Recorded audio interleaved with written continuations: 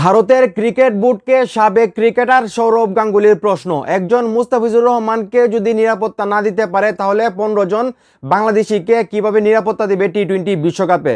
ভাই, এটা কিন্তু আমি আগে বলেছিলাম। এখন কিন্তু ভারতের যে সাবেক ক্রিকেটার সৌরভ গাঙ্গুলি, ওনাকে আপনারা সবাই চিনেন, উনি খুবই জনপ্রিয় এবং উনি কিন্তু কলকাতার।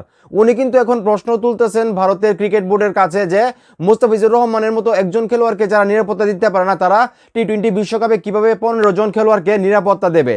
তো উনার এই প্রশ্নটা শুনে কিন্তু আমার মনে হইতেছে ভারতের সবাই আসলে মাথায় গোবর না, কিছু শিক্ষিত মানুষও আছে। আমরা জানি ভারত বর্তমানে আস্তে আস্তে আসলে উগ্রবাদীদের রাজ্যে বা দেশে পরিণত হইতেছে, কারণ সবাই এখন উল্টাপাল্টা কথা বলে।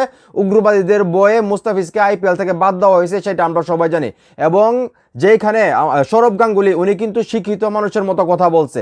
মানে ভারত যে শিক্ষিত মানুষ আছে অশিক্ষিতের ভিড়ে, সেটা কিন্তু সৌরভ গাঙ্গুলি প্রমাণ করে দিল। এবং উনি কিন্তু প্রশ্নটা তুললো ভারত ক্রিকেট বোর্ডের কাছে যে যেখানে বাংলাদেশের একজন খেলোয়াড় মুস্তাফিজুর রহমানকে আইপিএল এ নিরাপত্তা দেওয়া যাইতেছে না, সেখানে বাংলাদেশের টি-20 বিশ্বকাপে যদি 15 জন খেলোয়াড় আসে, তাদেরকে কিভাবে নিরাপত্তা দেবে। তো সৌরভ গাঙ্গুলির এই প্রশ্নটা করাতে আমি ওনার উপর অনেক খুশি হয়েছি এবং ওনাকে বাংলাদেশের মানুষ অনেক শ্রদ্ধা করে, সম্মান করে। সৌরভ গাঙ্গুলির অনেক ভক্ত আছে বাংলাদেশে, তারা অনেক খুশি হবে। তো এখন এই মুহূর্তে যারা আমার এই ভিডিও দেখতেছেন, এই যে সৌরভ গাঙ্গুলি বাংলাদেশের হয়ে, মুস্তাফিজুর হয়ে যে ভারতের ক্রিকেট বোর্ডকে প্রশ্ন করলেন একজন ভারতের সাবেক ক্রিকেটার হয়ে, এই বিষয়টাকে আপনাদের কাছে কতটা ভালো লাগতেছে সেটা অবশ্যই কমেন্ট করে জানাবেন। ভিডিওটা ভালো লাগলে অবশ্যই শেয়ার করবেন।